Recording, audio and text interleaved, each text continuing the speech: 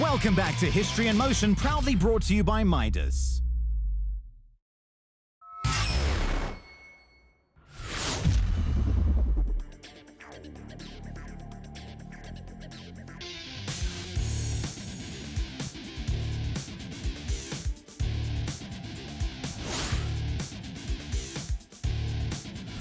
Oh, definitely Ayrton Senna. I still think it's the most complete and best driver that there's ever been.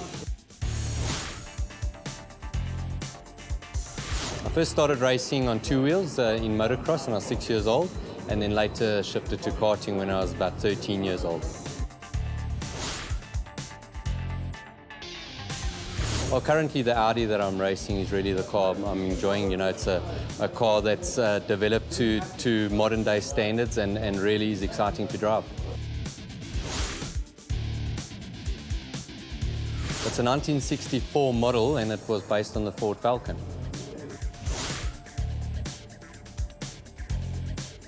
I don't know. The last year that it was made was 1972.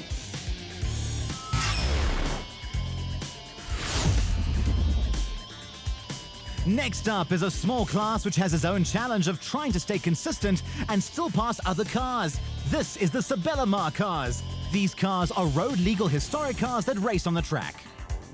We found out a little bit more about these cars. It's a 1970 Marcos 3-litre coupe, steel chassis, which differs from the earlier models which had a wooden chassis. It runs the old Ford 3-litre Essex, and it was factory built, came out to South Africa, Cape Town in 1970, still carries the original radio, sunroof, electric windows. Running the engine in, taking it easy, but it's getting better all the time. Keeping the revs low, watching the oil pressure, keeping the heat under control, and hoping that we finish the day, also doing the endurance a bit later. Marque cars have a handicap start where the slower cars start first and the faster cars play catch up and try to hunt them down in order to gain victory. Onto the back straight, and we see the first of the faster cars catching up to the slower MGB GT of Steve Koenig, who is part of the MG Youth program. He's being overtaken by the 280e Mercedes-Benz of Stuart Grant, Issy De Silva, and Scott Houston also go by as they head up the hill. Coming up to Castrol Corner, and we see the other youth program car, which is an MGA driven by Cameron McLeod, as we watch him overtake on the inside of the MGB from the Ion on board of Koenig. A great battle here between Colin Keane and his Mercedes-Benz, who's trying to get a look down on the inside of Scott Houston's MGB Roadster as they head towards Kenwood Corner. Cameron McLeod is hot on Keane's heels, but goes wide in Kenwood Corner, losing some ground to Keane. Heading down into Goldwagen Corner, Houston goes on the defensive, trying to maintain his spot, and uses his more nimble car to try and get as much speed as possible to pull a gap on Keane and McLeod as they go over the start-finish line. Stuart Grant is putting the pressure on Brett Van Aal. We go on board with Van Aal, and he can but watch as the faster Mercedes-Benz of Stuart Grant powers his way past on the inside of the 1972 Ford Capri GT. Issy De Silva also passes as they head up the hill to Castrol Edge Corner. Scott Houston is coming under pressure from Colin Keane, while the fastest car on the track, the Porsche 911R of Cobus Brits, is looming large in his mirrors. We go on board now with Brits as he dives on the inside of Keane into Rennick's Con Corner. Brits gives us a demonstration of the true power of that flat six motor as he pushes the accelerator down and leaves Keane's Mercedes-Benz behind him. Houston's MGB Roadster passed, as well as Van Aal's Ford Capri GT. Crossing the line for victory is John Martin in his 1931 DKW F11 Junior, followed by Andre Renneker in his Porsche 928S, who unfortunately has broken out. Stuart Grant makes his way over the line, followed by Martin van der Merwe and Issy De Silva.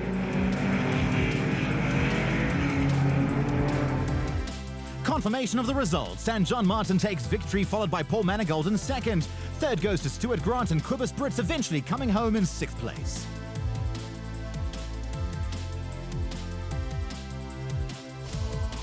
Lots of fun, eh? Tried to get past, couldn't get past. Now I know why. I just saw you come up in my rearview mirror and I was like, I'm not letting this Mercedes get past me now. So I kind of stuck to my ground for the whole time. He makes his car very wide. When I'm trying to get him in the corners, he feints left, then he feints right, so I actually don't know where to go, so that was my problem. But I don't good have any race. control Well of which done. way it's going, so it's not me. That's why I'm scared of it. Yeah, no, it was brilliant. Last Swartkorp's time we had also a good dice, and then I came off. So I was tiptoeing through turn 4, and I could see Izzy was a lot quicker than me, so I was putting the Merc in the middle of the road all the way up the hill. I had to make it wide. It was good fun though. Well, hopefully the next race I'm going to be quicker than him and pull away from him and leave him behind me. Yeah, we'll see. Yeah. Race 2 and Cobus Brits eventually starts, 5 minutes and 7 seconds behind John Martin. The hunt begins. Scott Houston in his baby blue MG Roadster is coming under pressure from Johan Pretorius in his blue Ford Escort RS as they head into BMW Performance Parts. Into Renix Khan and Essie De Silva dives up the inside of Paul Manigault and brakes very late to try and get round him and makes it stick as he pushes Manigault out wide and gets on the throttle earlier and begins to chase down Stuart Grant. Heading down towards turn 8, it's Essie De Silva who looks to go on the inside of Houston. Colin Keane thinks about going down the inside of De Silva but has to back off and Essie De Silva makes a clean pass. As the cars cross the start-finish line, it's Colin Keane who lines up on the inside of Houston into turn 1 and makes the pass.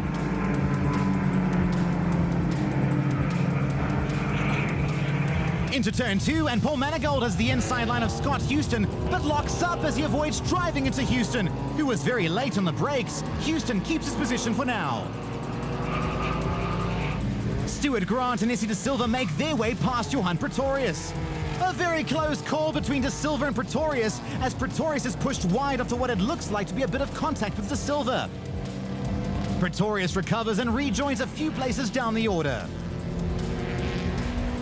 Coming into Castrol Edge corner, and it's Grant ahead with De Silva and Keane engaged in a fantastic battle.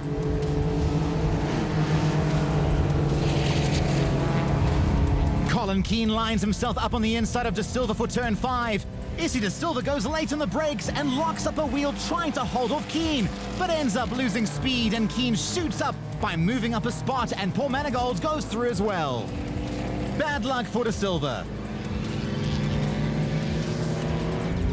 Colin Keane has a look down the inside of Stuart Grant through turn 4 as these two luxury German cars duke it out.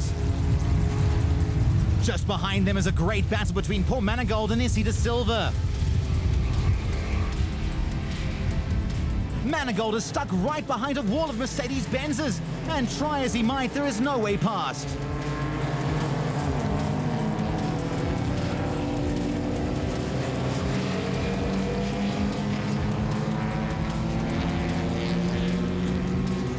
The Alfa may have the cornering ability over them, but straight line horsepower goes to the Mercedes-Benz.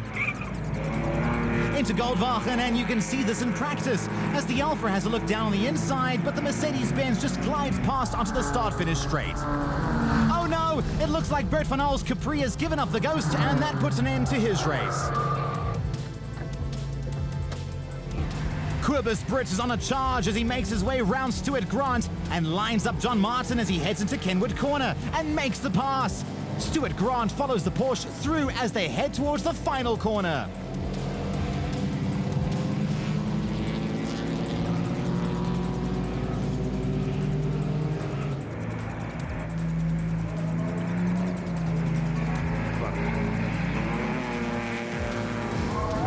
Coming over the start-finish line, and it's the Nissan 300 ZX of Cola de Klerk who takes the checkered flag.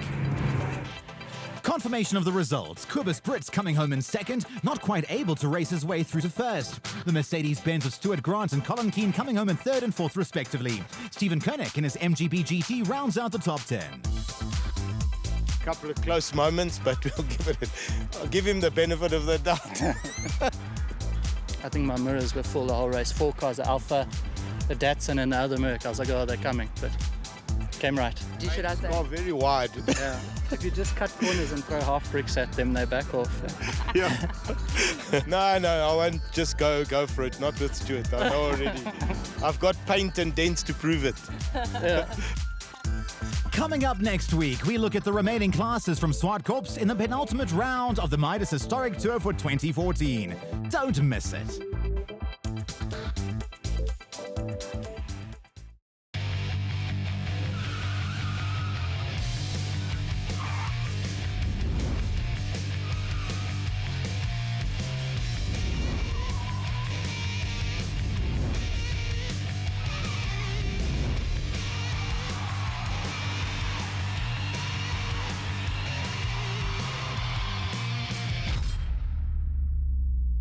History in Motion is proudly brought to you by Midas Sport and its associate sponsors.